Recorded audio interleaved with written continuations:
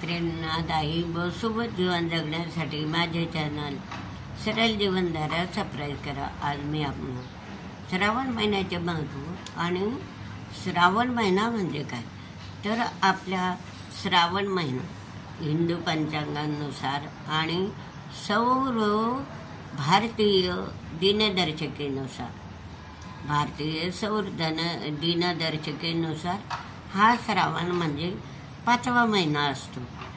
आता 5वा महिना हा 5वा महिना आहे, तर ह्या महिन्याच्या पौर्णिमेला चंद्र श्रवण नक्षत्र येते. पौर्णिमेला चंद्रश्रवण नक्षत्र येते आणि त्या चंद्रश्रवण नक्षत्रावरूनच श्रावण महिना हे नाव पडलं. तर अशा प्रकारे भारतीय राष्ट्रीय दर्शिकेचा श्रावण महिना हा जुलैच्या उत्तरार्धापासून सुरू होतो, तर ऑगस्ट महिन्याच्या 3ऱ्या आठवड्यापर्यंत म्हणजे ऑगस्ट महिन्याची पौर्णिमा येईपर्यंत तो संपतो. आणि तामिळ कॅलेंडरमध्ये तो श्रावण अमावस्येपासून 5वा महिना असतो. तामिळ कॅलेंडरमध्ये श्रावण हा अमावस्येपासून सुरू होतो आणि तो वर्षाचा 5वा महिना असतो. तसं बंगालीमध्ये 4था महिना असतो आणि आपल्या नेपाळीमध्ये 4थाच महिना असतो. तसंच अधिक श्रावण, आता अधिक मास म्हणतो आपण की आता अधिकचा महिना, तर ह्या अधिकच्या महिन्यात काय होतं की अधिकच्या महिन्यामध्ये म्हणजे चातुर्मास, तर 4 महिन्याऐवजी 5 महिने असतात. आणि ह्या महिन्यामध्ये काय असतं, सण व्रत काहीच नसतं आणि शिवाय ह्या महिन्यामध्ये लग्नसुद्धा करीत नाही. तर अशा प्रकारे हा अधिकचा महिना म्हणतो आपण, म्हणजे चातुर्मासाऐवजी 5 चातुर्मास असा हा अधिकचा महिना असतो. ह्या महिन्यामध्ये लग्न नसता, सण नसतं, व्रत नसता. तर श्रावण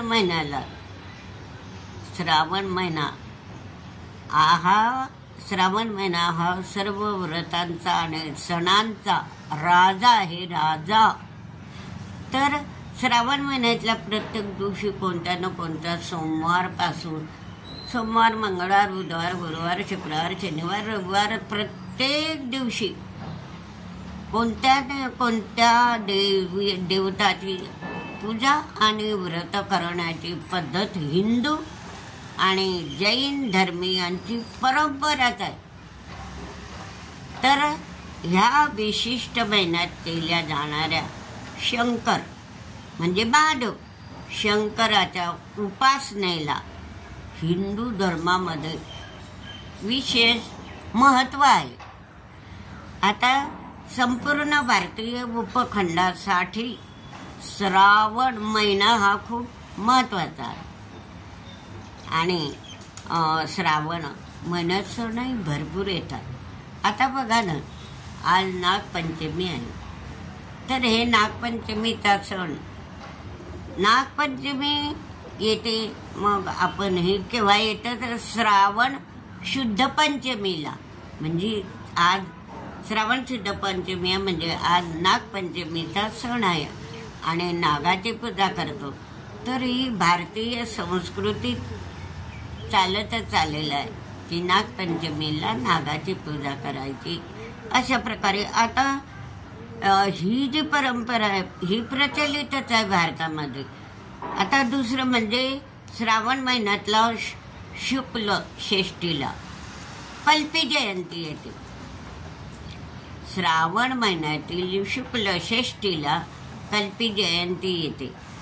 तसं त्रयोदशीला नरहरी त्रयोदशीला नरहरी सोनार जयंती येते त्रयोदशीला. आणि पौर्णिमेच्या दिवशी मग तर पौर्णिमा, मग ते झाल्यावर येते पौर्णिमा. आपण तिला नारळी पौर्णिमा म्हणतो, रक्षाबंधन म्हणतो. तर ह्या नारळी पौर्णिमेच्या दिवशी समुद्रकाठी राहणारे लोक वरून वरुण देवतेची पूजा करतात आणि समुद्रामध्ये नारळ सोडतात.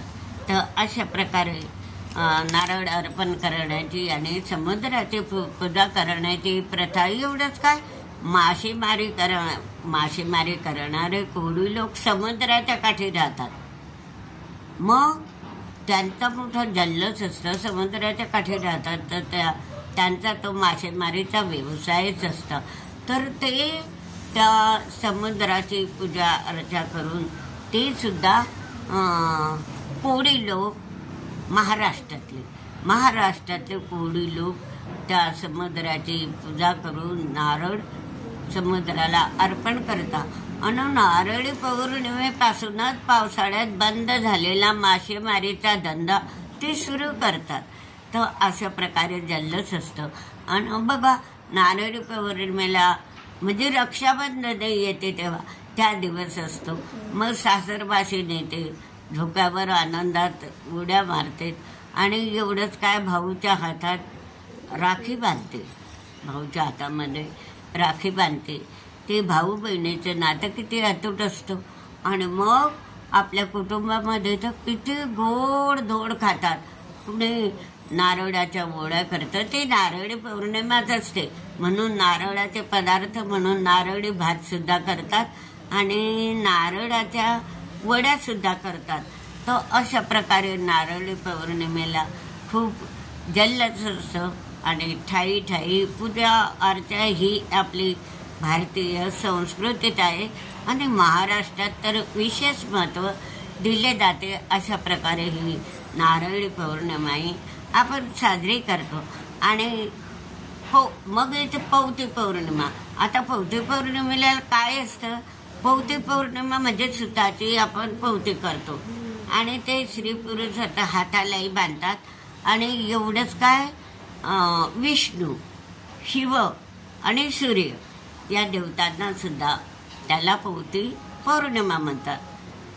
असं ते पौती पौर्णिमा सुताची अशी ती लांबदौरी करून शिव यांना अर्पण करतात.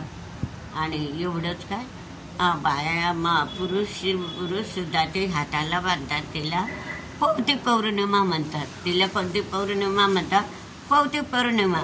तर अशा प्रकारे मग श्रावण महिन्यात तिथे जल्लोष असतो.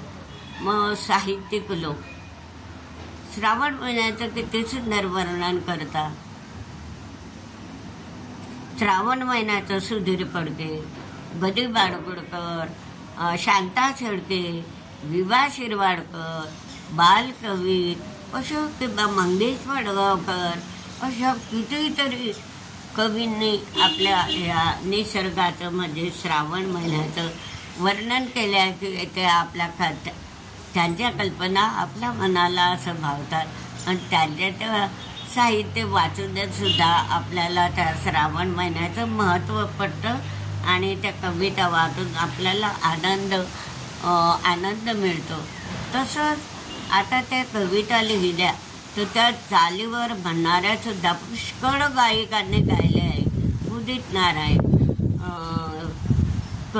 कविता कृष्णमूर्ती, अनुराधा पौडवाल, लता मंगेशकर, उदित नारायण, अजून मोहम्मद रफी, अशा कितीतरी गायकांनी या श्रावण महिन्याच्या कविता अगदी आनंदाने आणि चालीवर गायलेल्या आहे. त्यांना संगीत पण दिलेलं आहे.